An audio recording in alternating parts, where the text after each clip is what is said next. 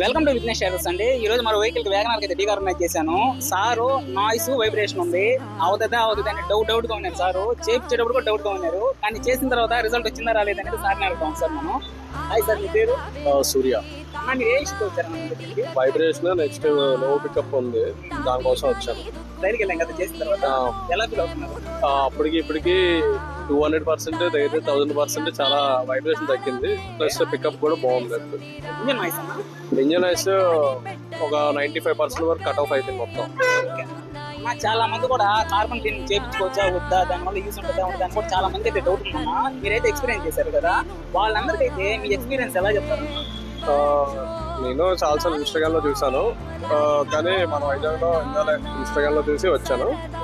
Carbon cleaning first నేను ఎందుకు money waste అనుకున్నా, కానీ చేయించిన తర్వాత ది బెస్ట్ అనిపించింది, వాల్యూకి సరిపోద్ది అనిపించింది. మీరైతే హ్యాపీ. థ్యాంక్ యూ అన్న, థ్యాంక్ యూ సో మచ్ అన్న.